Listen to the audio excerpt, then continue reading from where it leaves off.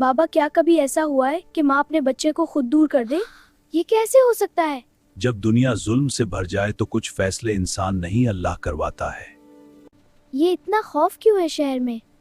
ایک ظالم بادشاہ فرعون جو ہر پیدا ہونے والے لڑکے کو مروا دیتا تھا۔ صرف اس لیے کہ وہ کمزور تھے؟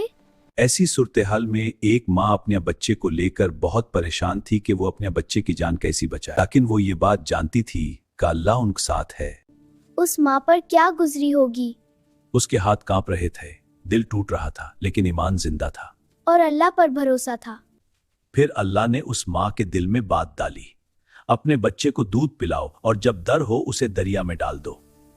یہ تو ایمان کی انتہا ہے۔ اس نے واقعی بچے کو دریا میں ڈال دیا؟ لیکن وہ تنہا نہیں تھا، اللہ اس کے ساتھ تھا۔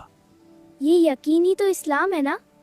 بالکل، اللہ نے فرمایا ہم اسے واپس تمہاری طرف لائیں گے اور اسے نبی بنائیں گے۔ تو اللہ کا وعدہ کبھی جھوٹا نہیں ہوتا۔ بے شک۔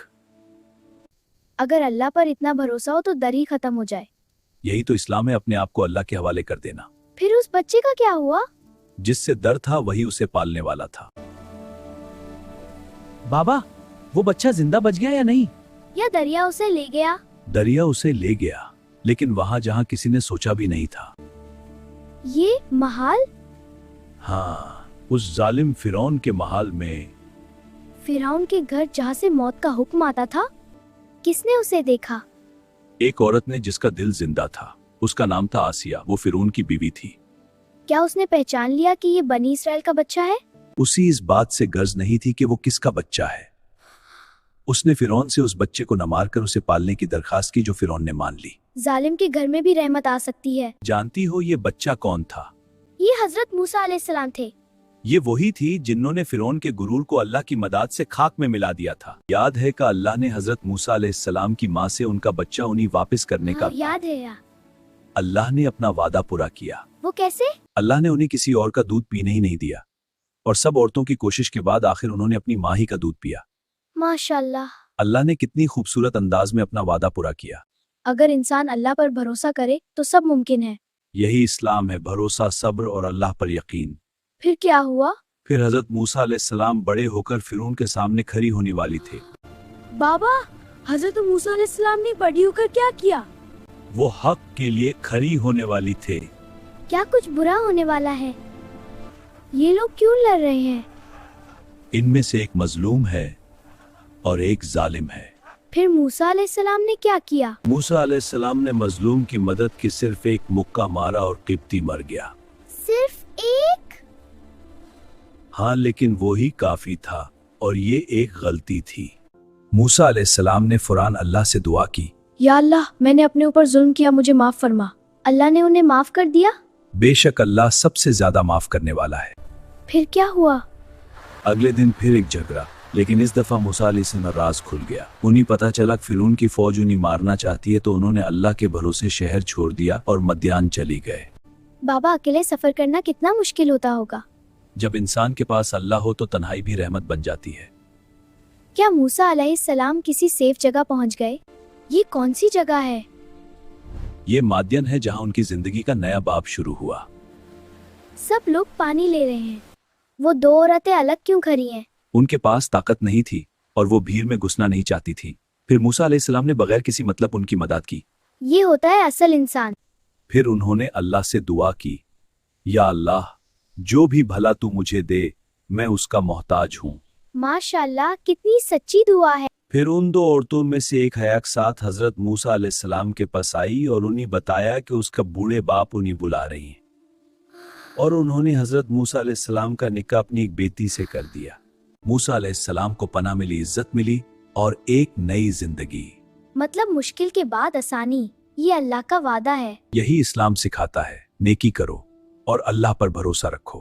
پھر کیا یہی ان کی منزل تھی؟ نہیں، اصلی کہانی تو اب شروع ہونے والی تھی۔ پھر کیا ہوا بابا؟ پھر اللہ نے موسیٰ علیہ السلام سے کلام کیا۔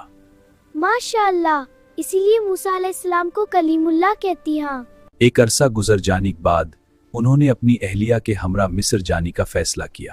راستے میں انہیں طور کے مقام پر آگ جلتی نظر آئی اور وہ وہاں چل دیے۔ جب حضرت موسیٰ علیہ السلام اس آگ کے قریب پہنچے तो उन्हें एक गैबी आवाज आई। अल्लाह ताला ने उनसे फरमाया, मूसा, बेशक मैं ही तुम्हारा रब हूं, तो अपने जूते उतार दो। बेशक तुम मुकद्दस वादी तवा में हो और मैंने तुम्हें अपनी रिसालत के लिए चुन लिया है। कितनी खूबसूरत मुलाकात है। अल्लाह ताला ने मूसा को हुक्म दिया कि फिरौन के पास जाओ और उसे हक का पैगाम दो, वो हद से बढ़ गया है। उन्हें डर नहीं लगा? मूसा ने दुआ की, या अल्लाह मेरा सीना खोल दे और मेरा काम आसान कर दे। अल्लाह ने मूसा अलैहिस्सलाम को 2 मोजज़े भी अता किए। वो क्या?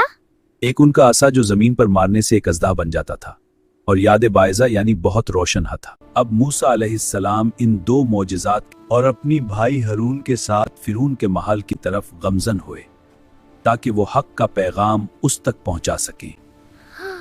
बाबा, क्या मूसा अलैहिस्सलाम वाकई फिरौन के सामने खड़े हो गए, वो भी उस जालिम के दरबार में? हाँ, अब हक और तकब्बुर आमने सामने थे। मूसा अलैहिस्सलाम ने फिरौन जो खुद को खुदा कहता था सामने 4 बड़ी काम किए। कौन सी 4 बड़ी काम बाबा? अल्लाह की वहदानियत की दावत, बनी इसराइल की आजादी का मुतालबा, मौजिज़ात दिखाना और जादूगरों से मुकाबला। जादूगरों से कैसा मुकाबला? फिरौन ने इन मौजिज़ात को जादू करार दिया और जादूगरों को बुलाया। जादूगरों ने अपनी रस्सियां और लाठियां फेंकें जो जादू की वजह से सांप लग रही थीं। तो हजरत मूसा अलैहिस्सलाम ने अपना असा फेंका। असा एक बहुत बड़ा अजदा बनकर सब झूठे सांपों को निगल गया। ये देखकर तमाम जादूगर समझ गए कि ये जादू नहीं बल्कि अल्लाह का मौजिज़ा है, और वो वहीं सजदे में गिर गए और ईमान ले आए। सुभान अल्लाह। अल्लाह की जात हर चीज पर कादिर है। फिर फिरौन ने तौबा कर ली कि नहीं? फिरौन गुस्से से पागल हो गया और धमकी दी, मगर ईमान वाले बोले, तो सिर्फ इस दुनिया का फैसला कर सकता है, हम अपने रब की तरफ लौट जाएंगे। उसके बाद फिरौन पर अल्लाह का अजाब शुरू हुआ। कभी टिड्डियां, कभी मेंढक और कभी पानी का खून बन जाना। वो हर बार वादा करता कि अजाब टल गया तो ईमान ले आऊंगा, मगर सुकून मिलते ही फिर से सरकश हो जाता। बिलाखिर अल्लाह के हुक्म से मूसा बनी इसराइल को लेकर निकले। पीछे फिरौन का लश्कर था और आगे गहरा समंदर। मूसा ने फरमाया, मेरा रब मेरे साथ है, वो रास्ता दिखाएगा। मूसा अलैहिस्सलाम ने अपना असा समंदर पर मारा, पानी फट गया और 12 खुश्क रास्ते बन गए। बनी इसराइल गुजर गए, लेकिन जैसे ही फिरौन बीच में पहुंचा, लहरें मिल गईं और वो अपने गुरूर समेत गर्क हो गया। सुभान अल्लाह। बातिल कितना ही ताकतवर क्यों ना हो, अल्लाह की नसरत हमेशा हक के साथ होती है। बहुत खूबसूरत बात।